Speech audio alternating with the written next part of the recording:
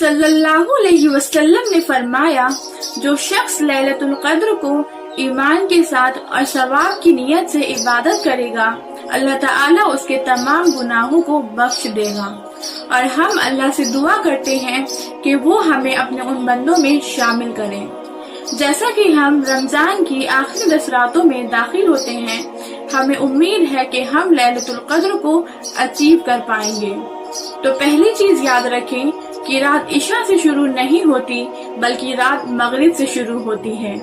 कितने लोग इफ्तार के वक्त इशा की एक रकात पढ़ने से पहले लैलतुल क़द्र से महरूम हो जाएंगे।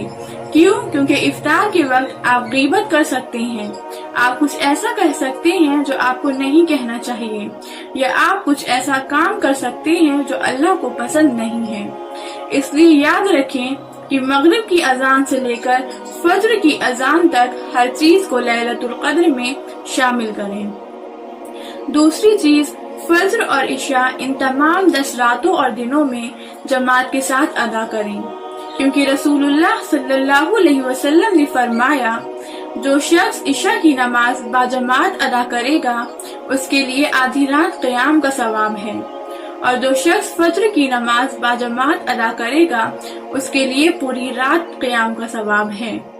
रात में 3 घंटे की इबादत करना, लेकिन फज्र या इशा को जमात के साथ अदा ना करना अल्लाह को पसंद नहीं है। और नंबर 3 का मतलब है अपने आप को दुआ में मसरूफ रखना।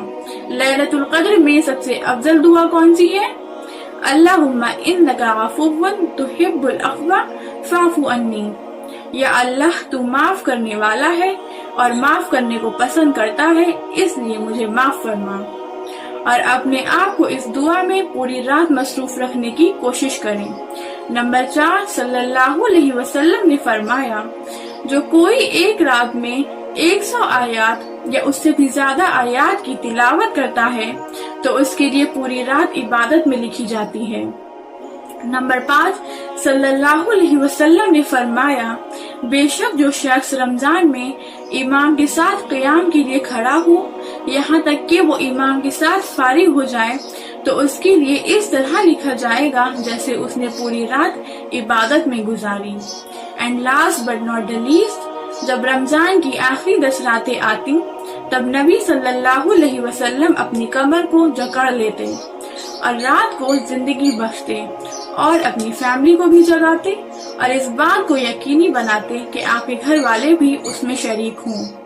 यानी रमजान की आखिरी 10 रातों में नबी सल्लल्लाहु अलैहि वसल्लम और भी ज्यादा सीरियस हो जाते और रातों को दिन की तरह गुजारते।